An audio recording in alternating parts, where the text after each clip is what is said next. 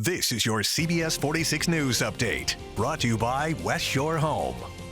Good morning, I am Ashley Thompson. Right now, the search is on for the suspect involved in a wild chase that ended with a crash in Midtown. We're told Georgia State Patrol was trying to pull over a car going 125 miles per hour.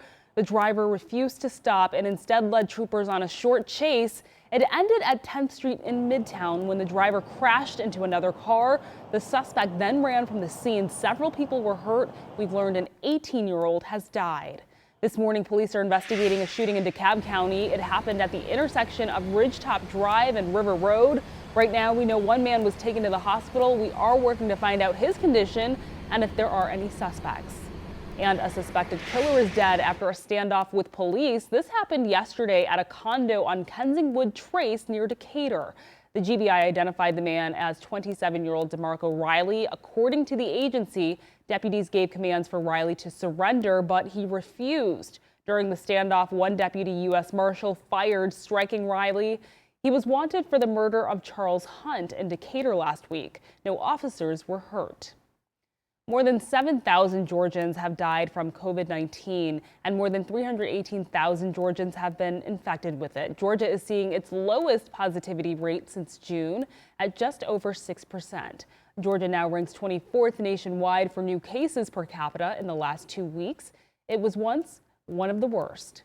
A recall alert if you drive a Ford. The automaker is pulling more than 700,000 cars because of a rear view camera problem. The company says an electrical malfunction can cause their screens to suddenly go blank.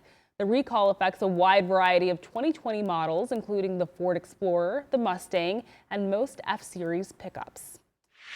And a new milestone reached as we celebrate former President Jimmy Carter's birthday today. The Georgia native and former Georgia governor turns 96 years old. He and his wife have been at their home in Plains, Georgia during this pandemic. They plan on having a quiet day to celebrate. Mr. Carter was the 39th president of the United States and won the Nobel Peace Prize in 2002.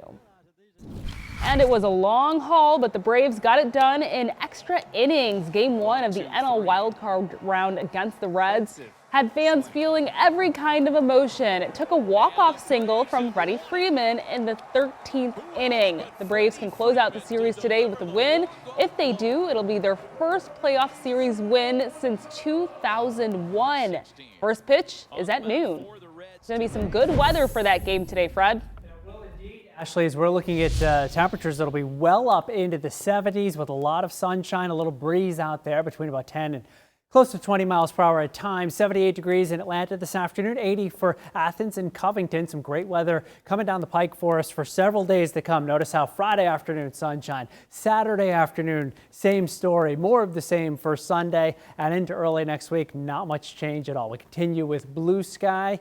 It'll get cooler this weekend before it gets a bit warmer in the middle of next week. Atlanta's most accurate 7-day forecast shows you all of that. A dry stretch throughout. 78 this afternoon, down to about 50 overnight. Close to 70 with sun tomorrow afternoon. Some 40s for lows this weekend, but low 70s for highs and back near 80 degrees by Wednesday afternoon.